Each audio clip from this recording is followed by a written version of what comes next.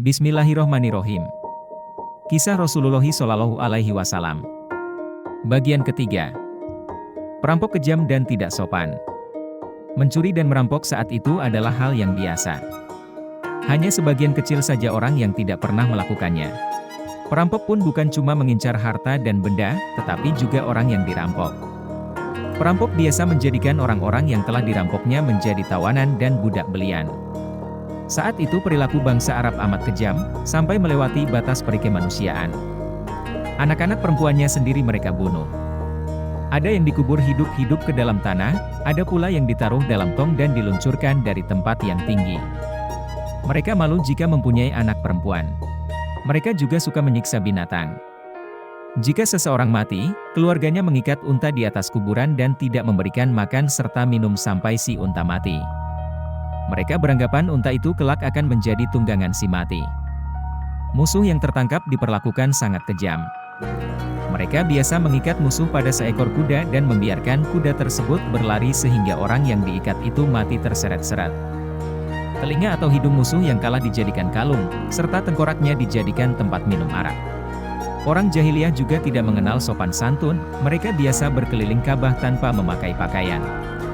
Begitulah kebiasaan orang-orang Arab saat itu.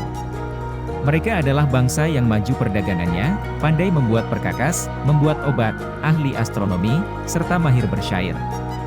Namun mereka juga mempunyai kebiasaan buruk. Memakan bangkai binatang. Dalam urusan makan dan minum pun tidak ada yang dilarang. Segala macam binatang boleh dimakan. Binatang yang sudah mati pun disayat dagingnya, dibakar, dan dimakan. Mereka juga suka meminum darah binatang, dan makanan darah yang dibekukan. Muthalib. Suatu hari, Hashim pergi berdagang menuju Syam. Ketika melewati Yatsrib, di kemudian hari disebut Madinah, Hashim melihat seorang wanita baik-baik dan terpandang. Siapakah wanita itu? Tanya Hashim kepada orang-orang Yatsrib. Dia adalah Salma binti Amr. Suaminya telah tiada. Kini dia seorang janda. Mendengar itu, Hashim melamar Salma dan Salma pun menerimanya. Mereka lalu menikah. Hashim tinggal di Yatsrib beberapa lama. Ketika Salma mengandung, Hashim melanjutkan perniagaannya. Namun, itulah kali terakhir Salma melihat suaminya karena Hashim tidak pernah kembali lagi. Ia meninggal dunia di Palestina. Salma melahirkan seorang anak laki-laki yang kemudian diberi nama Syaibah. Sementara itu, sepeninggal Hashim, kedudukannya sebagai pemuka masyarakat Mekah dipegang oleh adik Hashim yang bernama Al-Muthalib. Al-Muthalib juga seorang laki-laki terpandang yang dicintai penduduk Mekah. Orang-orang Quraisy menjulukinya dengan sebutan Al-Fayyad yang berarti sang dermawan. Suatu hari, dia mendengar bahwa Syaibah, keponakannya yang tinggal di Yatsrib, sedang tumbuh remaja. Aku harus menemuinya, pikir Al-Muthalib. Dia adalah anak kakakku. Dulu ayahnya adalah pemuka Mekah, maka dia harus pulang untuk melanjutkan kekuasaan ayahnya menggantikan aku. Ketika Al-Muthalib bertemu Syaibah di Yatsrib, dia tersentak. Anak ini benar-benar mirip Hashim. Mari nak, ikut paman ke Mekah, peluk Al-Muthalib.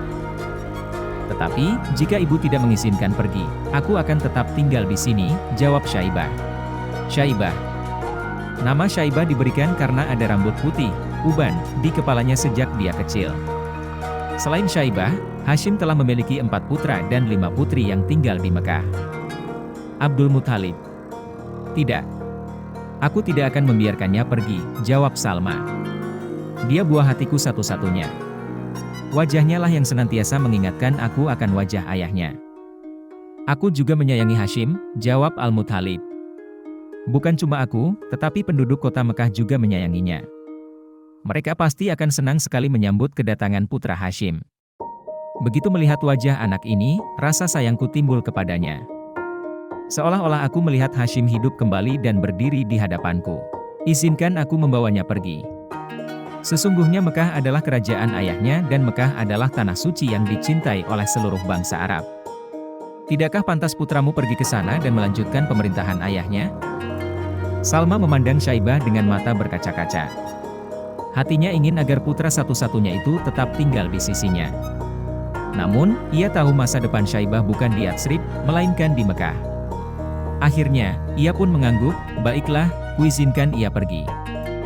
Dengan amat gembira, Al-Muthalib mengajak keponakannya itu pulang. Syaibah duduk membonceng unta di belakang pamannya.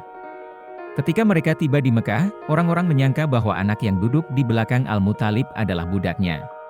Abdul Muthalib, budak Al-Muthalib. Abdul Muthalib, panggil mereka kepada Syaibah. Celaka kalian. Dia bukan budakku, dia anak saudaraku, Hashim. Namun, orang-orang telanjur menyebutnya demikian sehingga akhirnya nama Syaibah pun terlupakan. Setelah itu, dia dikenal dengan nama Abdul Muthalib. Dia kelak menjadi kakek Nabi Muhammad SAW. Bersambung.